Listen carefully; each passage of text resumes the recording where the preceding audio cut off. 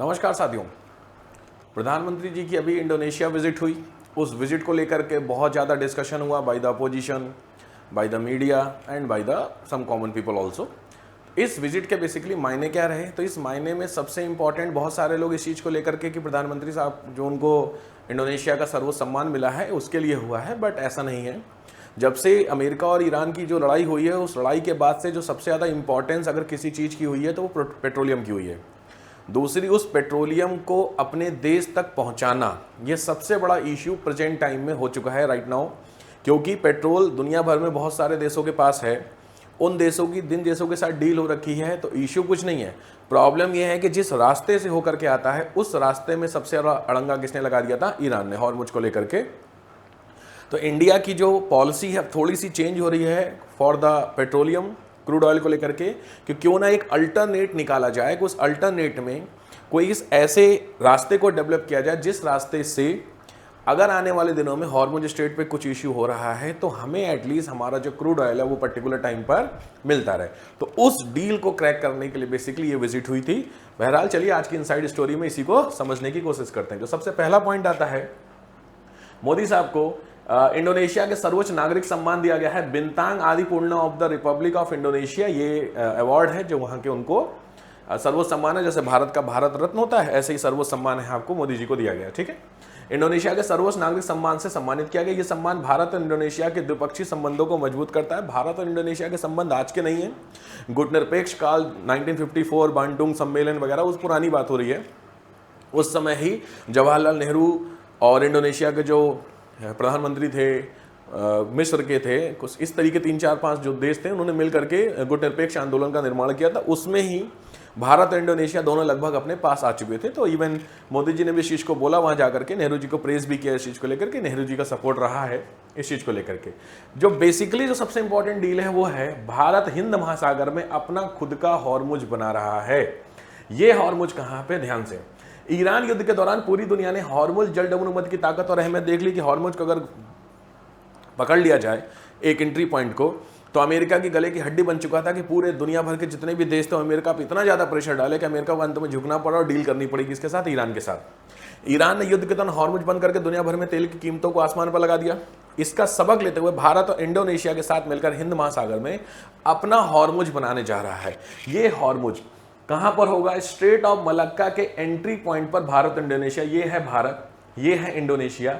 यहां पे जो एंट्री पॉइंट है इसको बोलते हैं स्ट्रेट ऑफ मलक्का। अगर आपको साउथ ईस्ट एशिया में जाना है इंडियन ओशन को क्रॉस करके, तो आपको स्ट्रेट ऑफ मलक्का से हो करके ही जाना पड़ेगा, वही एक रास्ता है आपको जाने के लिए। ठीक है, और इससे 100 मील दूर जहां पर इंदिरा पॉइंट है, अंडमान निकोबार का लास्ट पॉइंट, वहीं पर आपका क्या है? बांडुंग। ठीक है, यहां से भारत के अंडमान निकोबार द्वीप समूह में स्थित इंदिरा पॉइंट कितना दूर है? केवल 100 मील यहां पे दूरी होती है। अब सीधी बात है कहां पर है? साबांग पोर्ट।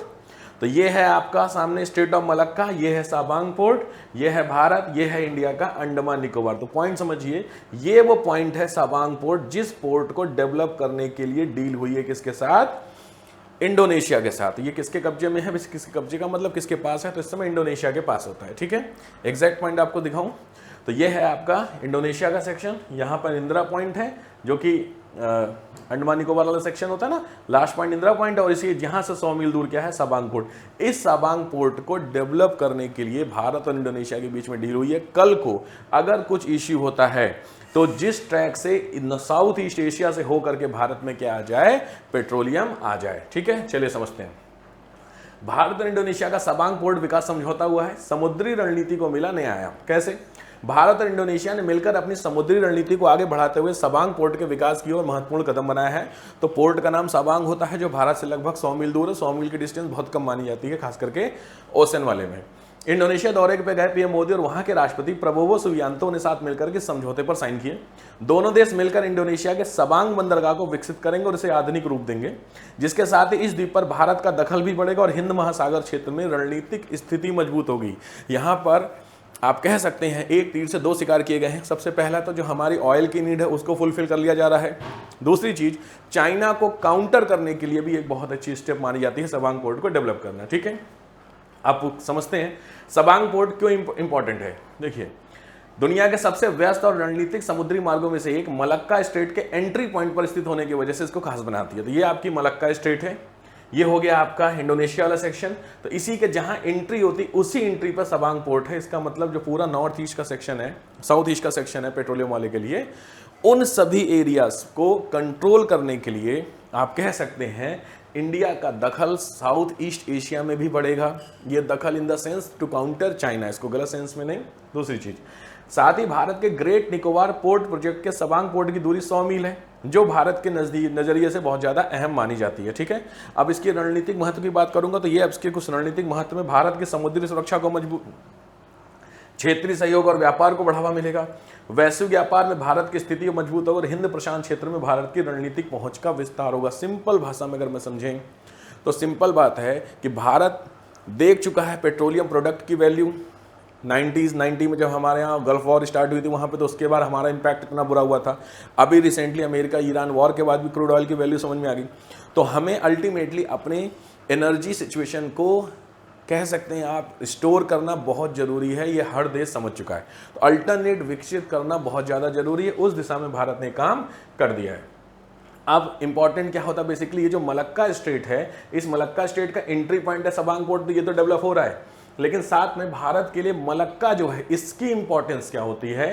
तो ऑब्वियस है भारत, ये है मलक्का स्टेट, इधर साइड चले आएंगे तो ऑस्ट्रेलिया नीचे होता है, ऊपर क्या है साउथ चाइना सी होता है। तो आप कह सकते हैं चाइना को काउंटर करने के लिए भी है। अब भारत के लिए मलक्का स्टेट हिंद महासागर और दक्षिण चीन सागर को कनेक्ट करती है। ये आपकी मलक्का स्टेट इधर इंडियन ओशन है, इधर साउदर्न चाइना सी है, तो दोनों को बीच में कनेक्ट करती है। तो उसके एंट्री पॉइंट पे अगर आपका हुआ तो कल को अगर चाइना किसी चीज को, सामान को इधर भेजना चाहता है तो वहां पे भी आप कह सकते हैं कुछ हद तक काउंटर किया जा सकता है। दूसरा पॉइंट, दुनिया का 25% व्यापार जो होता है यहीं से होता है। तो एंट्री पॉइंट अगर हमारे पास होगा, हमारे पास का सेंस अगर हमारे निगरानी होगा तो हमारे लिए बेनिफिट हो सकता है। थर्ड, इसमें किन चीज़ों का ट्रेड होता है, कोयला, पाम ऑयल, चीनी ऑयल और तेल, ये सारी चीज़ों का एक्सपोर्ट इंपोर्ट होता है।